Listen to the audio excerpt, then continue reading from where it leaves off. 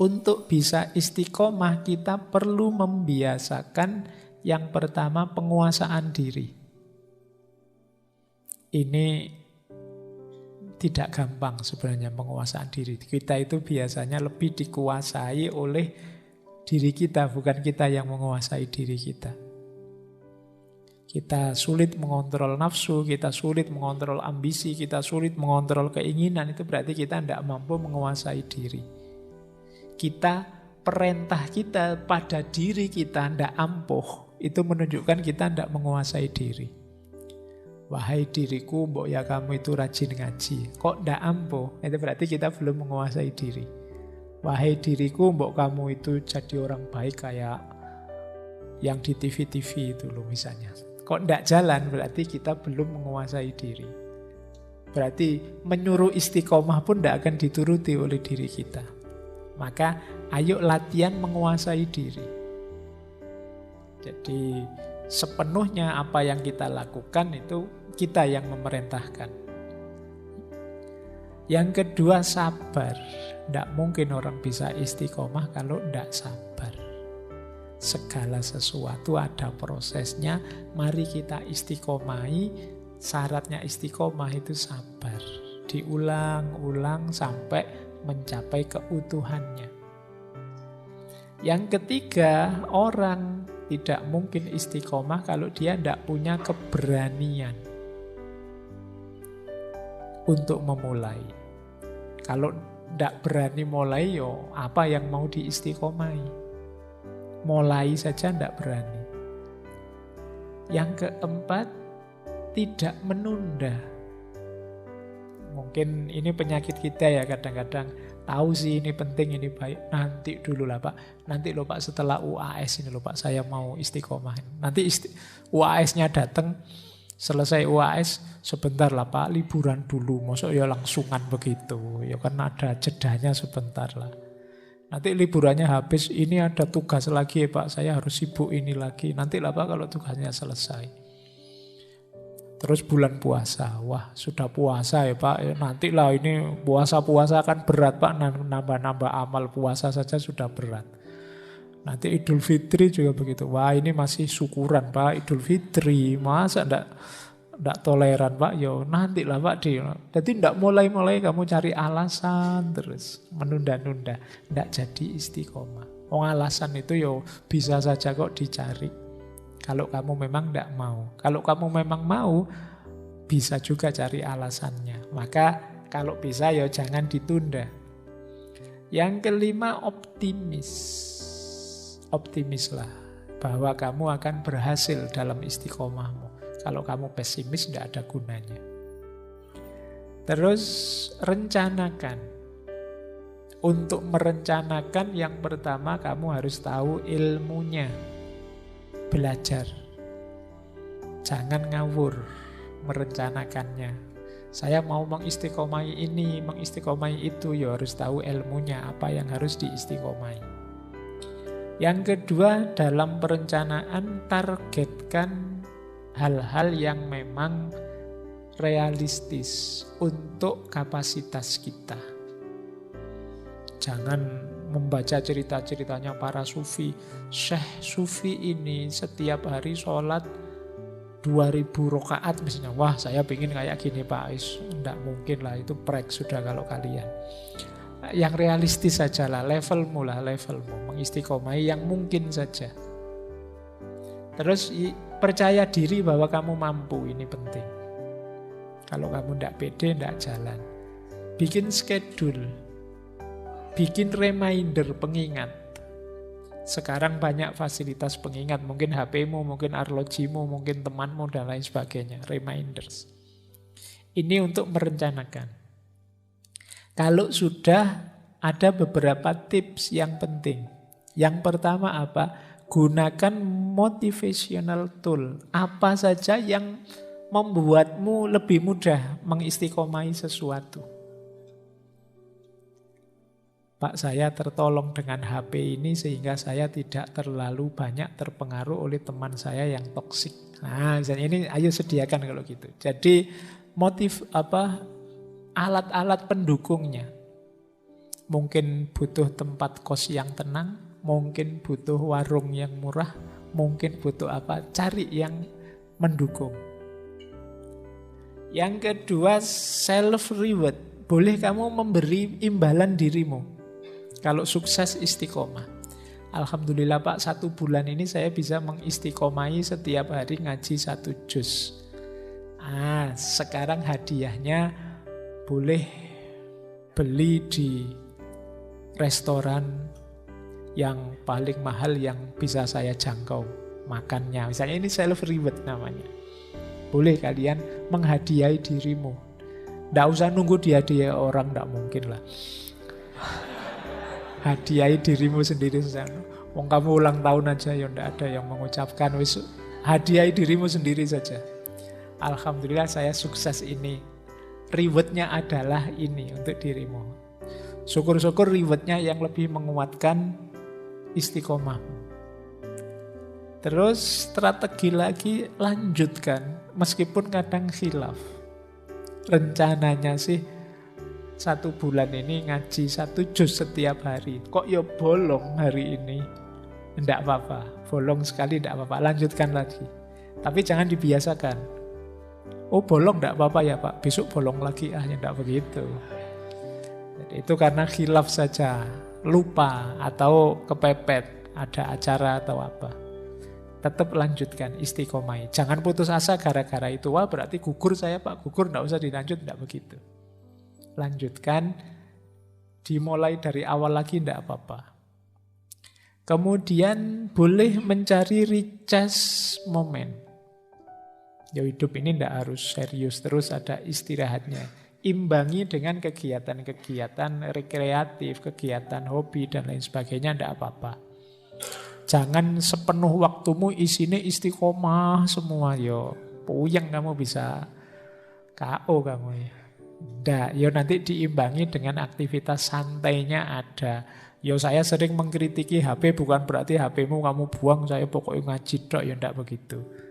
Sekali-sekali ditengok tapi jangan mabuk HP. Jadi ini namanya recharge moment, penyegaran. Nanti ada dalilnya. Singkirkan pikiran buruk, hindari pengaruh buruk. Ini penting untuk membangun keistiqomahan. Nah, ini yang sering jadi musuhnya orang yang mau istiqomah. Bosan. Ngaji ini mungkin teman-teman yang sudah mati-matian mengistiqomahi banyak yang bosan. Bosan Pak ya ngajinya kayak gini-gini terus. Mungkin kamu sering diserang rasa bosan. Lawan rasa bosan itu kalau kamu yakin yang kamu lakukan kebaikan. Gimana caranya melawan rasa bosan? Pahami objek yang kamu bosani itu dari perspektif yang berbeda. Bosan saya Pak, temanku ini saja terus tidak punya teman yang lain. Ya kamu pahami temanmu dari perspektif yang berbeda, nanti bosanmu hilang. Kamu bosan karena kamu lihat temanmu dari sudut pandang itu terus selama ini. Nah kebaikan juga begitu. Kamu ulang-ulang terus, ya mungkin kamu bosan ngaji ini tadi. Misalnya kamu bosan, mungkin karena kamu lihat materinya. Bosan Pak materinya gitu terus. Yo sekali-sekali jangan lihat materinya. Lihat temenmu yang hadir di sebelah-sebelahmu itu mungkin kamu semangat ngaji lagi. Atau lihat kopinya lah, kopinya ya. Atau lihat takmirnya, atau lihat apanya. Itu kan bisa penyegaran, kamu tidak bosan lagi. Kamu nonton sini terus kan bosan, yo sekali-sekali nonton ke sana, yang sana nonton ke sini kan lebih seger. Nah itu ganti perspektif namanya. Kuliah misalnya bosan Pak ketemu dosen itu lagi 4 tahun loh Pak. Misalnya, ya salahmu sendiri kamu fokus ke situ terus. Wong yang lain juga masih banyak yang enak dilihat selain dosennya. Jadi ini namanya ganti sudut pandang. Tapi jalan terus yang diistiqomai meskipun dengan perspektif yang baru. Imbangi dengan me time. Tadi ya, olahraga, rekreasi, hobi, tidak apa-apa. Ya jangan serius terus.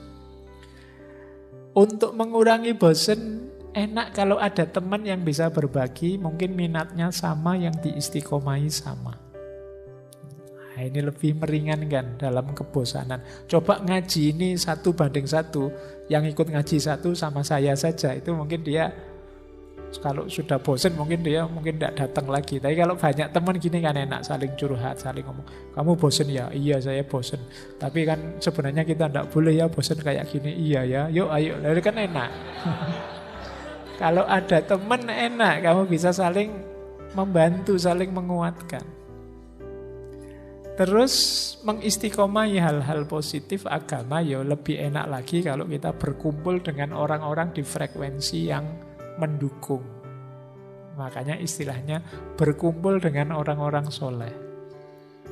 Frekuensinya sangat mendukung istiqomah kita. Dan tentu saja ayo menjaga dari pengaruh yang mengeruhkan.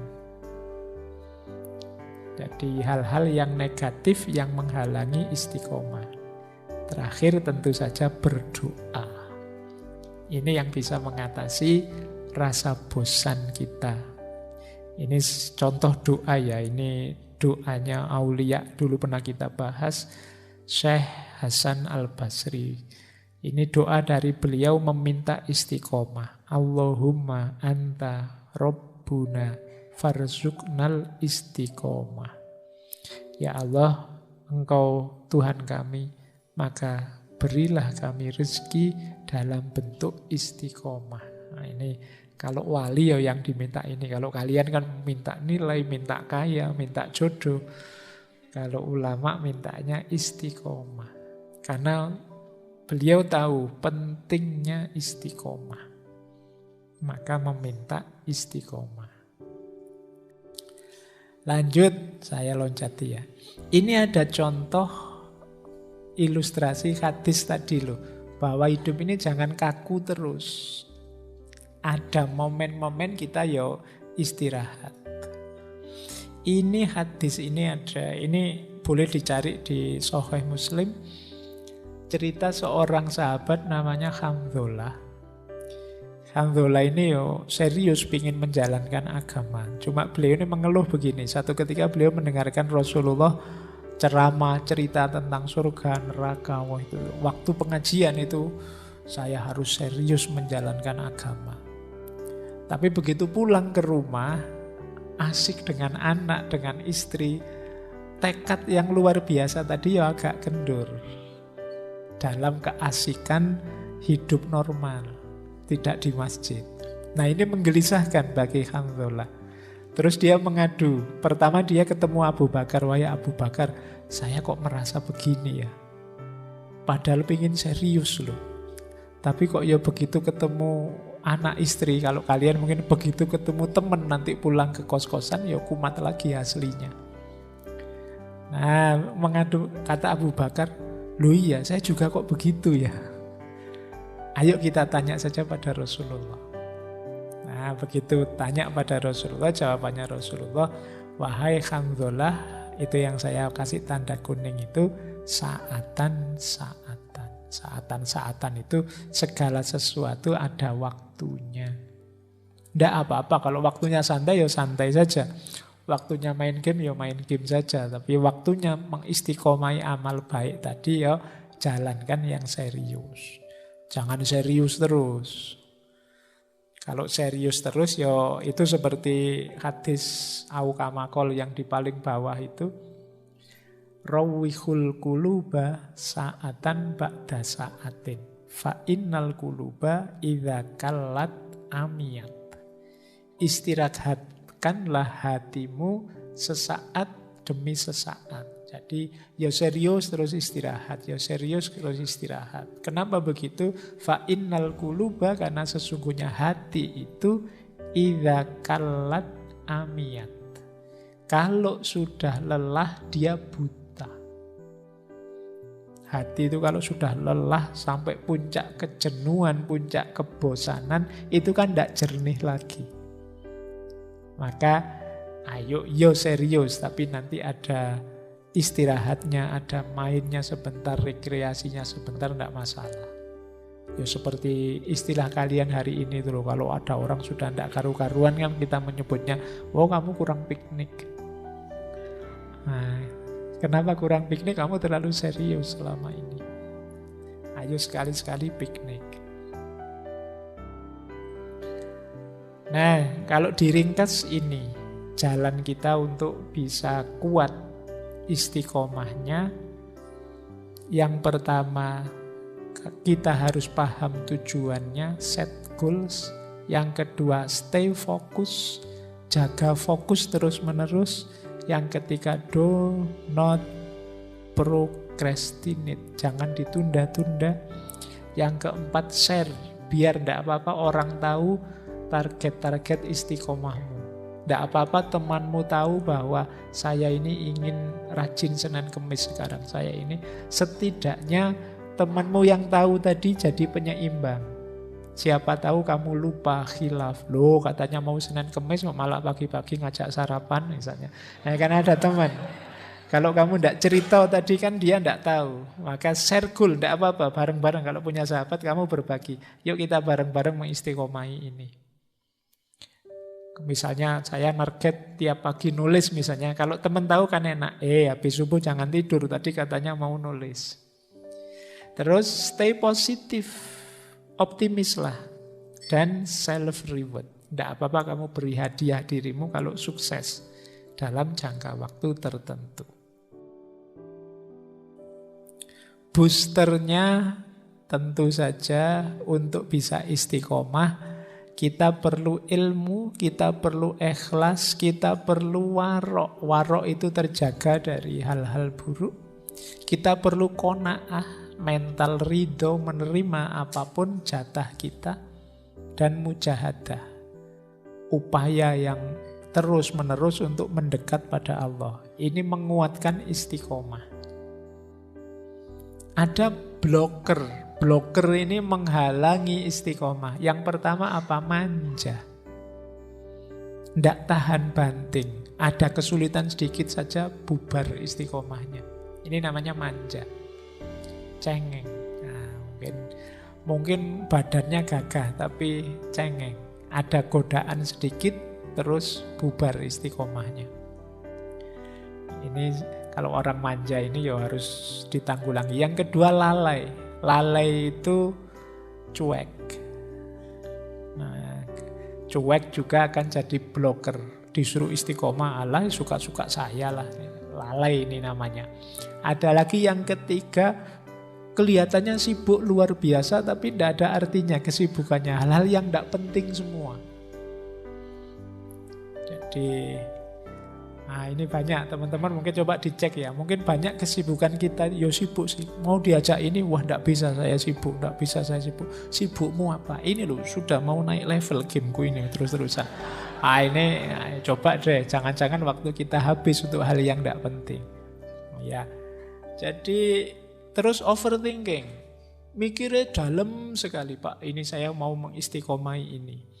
Apakah kalau sudah saya istiqomah pasti Allah ridho Pak kalau saya Pak gini. Seandainya istiqomah saya tidak diterima, jangan-jangan malah saya sia-sia juga. Mikirnya dowo, orang melaku-melaku. Overthinking. Nah ini juga akan jadi blocker. Dan tentu saja akan jadi blocker istiqomah kita, dosa dan maksiat. Dosa dan kemaksiatan akan menghalangi kita untuk bisa istiqomah, menggelapkan hati. Tadi sudah dijelaskan, kalau hati yang gelap tidak bisa diisi dengan kebaikan. Ingat-ingat, kalau bisa, mari mengistiqomahi perbaikan, tidak sekedar kebaikan. Banyak orang yang bukan salah kita mengistiqomahi kebaikan itu, tapi hidup ini idealnya kan tambah baik, tambah baik. Kalau kemarin bisanya puasa hari Senin saja, ini kan kebaikan. Besok saya bisa Senin dan Kamis, ini namanya perbaikan. Yang seperti ini jangan dituding, wah kamu ndak istiqomah, kalau Senin ya Senin saja terus, enggak. Jadi istiqomah itu ya mengistiqomahi perbaikan, tidak sekedar kebaikan. lanjutkan, istiqomahkan perbaikan diri yang terus-menerus. Kemudian istiqomah itu habituasi dan revaluasi, tidak sekedar repetisi. Tidak sekedar mengulang, tapi ada habituasi, menumbuhkan habit karakter. Sehingga mengakar mendalam dalam dirimu. Berarti apa? Laksanakan secara serius mendalam. Sehingga jadi karakter. Jangan dangkal saja. Iseng saja, tidak serius. Itu mungkin kelihatannya istiqomah, tapi sebenarnya cuma mengulang saja. Repetisi. Dan revaluasi. Belajar terus dinilai terus perbuatanmu. Apa memang pas begitu? Jangan-jangan yang kemarin sudah benar, tapi ada yang lebih benar lagi. Ada yang lebih utama, lebih baik. Ini namanya revaluasi. Jadi istiqomah itu habituasi dan revaluasi, tidak sekedar repetisi. Nah, terakhir saya tutup dengan cerita. Ini cerita Syekh Abdul Qadir Jailani. Ini pengantar untuk minggu depan. Hubungannya istiqomah dengan karomah. Suatu ketika Syekh Abdul Qadir Jailani ini bicara di depan murid-muridnya, "Wahai murid-muridku, Jumat besok aku akan menampakkan pada kalian karomah terbesarku." Oh, ini kan luar biasa. Kalau teman-teman membaca kisahnya Syekh Abdul Qadir Jailani ini kan karomah-karomahnya banyak sekali. Nah, beliau bilang seperti ini, terus murid-muridnya penasaran. Ini berita ini menyebar kemana-mana, semua orang ingin tahu. Maka Jumatannya jadi rame sekali. Jumat itu banyak orang datang ke masjid. Nah, terus ya seperti biasa ritual-ritual ibadah Jumat. Syekh Abdul Qadir setelah Jumatan selesai, beliau naik mimbar. Kemudian tanya pada hadirin sholat Jumat. Beliau tanya, apakah kalian sudah melihat karomahku? Ya mereka belum lihat apa-apa. Tiba-tiba ditanya, ya mereka bilang, loh kami tidak melihat apapun. Ya biasa saja, ini kita masih baru selesai sholat Jumat. Terus beliau berkata, sekarang aku ingin bertanya pada kalian. Tolong jawab dengan jujur. Apakah kalian pernah melihatku meninggalkan sholat fardu? Ya, mereka menjawab tidak pernah. Pernahkah kalian melihatku meninggalkan puasa Ramadan? Tidak, jawab mereka. Pernahkah melihatku berbohong? Pernahkah kalian melihatku mengambil haknya orang lain? Pernahkah kalian melihatku bergunjing? Mereka juga menjawabnya tidak.